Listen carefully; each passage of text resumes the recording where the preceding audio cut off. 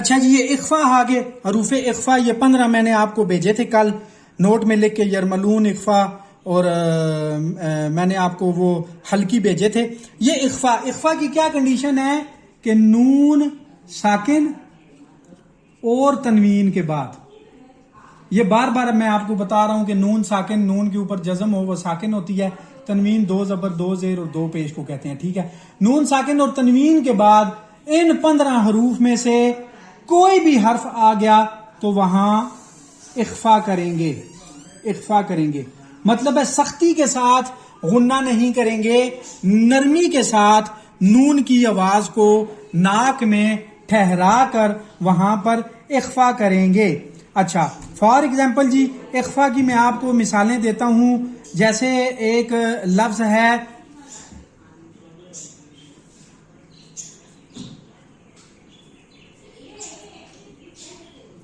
یہ دیکھیں، نون ساکن کے بعد یہ 15 حروف میں سے یہ ثا آ گیا، یہ نون ساکن کے بعد ثا آ گیا، تو یہاں پہ ہم غنہ نہیں کریں گے. غنہ اگر کریں گے تو غنے کی آواز ایسے ہوگی من ثمرۃ، ٹھیک ہے، لیکن یہاں پہ ہم من نہیں کریں گے سختی کے ساتھ، اخفا کریں گے نرمی کے ساتھ، من ثمرۃ.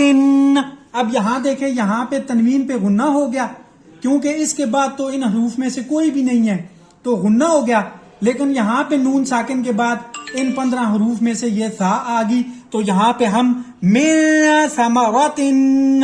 ایک اور مثال لیتے ہیں،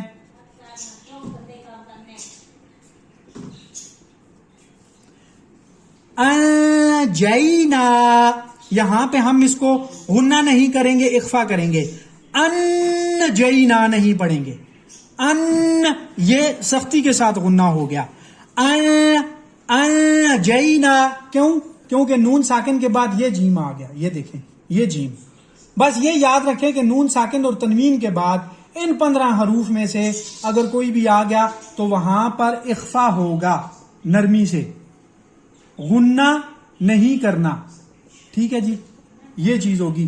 ایک کیا اس کو کہتے ہیں، یہ تو ہوگی آپ کی اخفا بھی آپ کی کمپلیٹ. اب آپ کو میم ساکن جو ہوتی ہے، میم ایک تو میں نے آپ کو بتایا نا کہ میم اور نون کے اوپر شد ہو تو پھر تو ہر صورت میں غنہ ہوگا، لیکن اگر میم ساکن ہو، میم کے اوپر جزم ہو اور میم ساکن ہو تو پھر اس کی کیا کنڈیشن ہے؟ اس کی 2 صورتیں ہیں جی.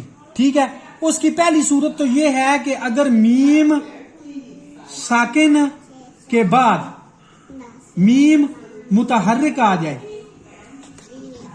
ٹھیک ہے، اس کی میں آپ کو ایک مثال دیتا ہوں.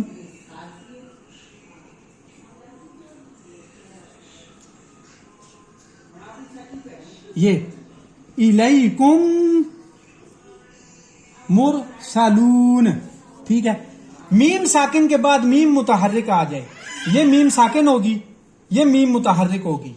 میم ساکن کے اوپر جزم ہے، میم متحرک کے اوپر شد ہے. متحرک وہ لفظ ہوتا ہے، میں بتا چکا ہوں، جو آگے پیچھے دونوں طرف حرکت کرتا ہے. ساکن وہ ہوتا ہے جو رک جاتا ہے. میم ساکن کے بعد میم متحرک اگر آ جائے تو پھر ہم یہ میم ساکن کو میم متحرک کے بیچ میں ادغام کر کے اس کو اس کے ساتھ ملا کے غنہ بلکہ اخفا کریں گے، نرمی کے ساتھ اخفا کریں گے.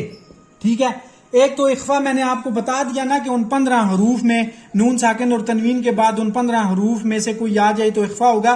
ایک دوسری صورت یہ ہے کہ میم ساکن کے بعد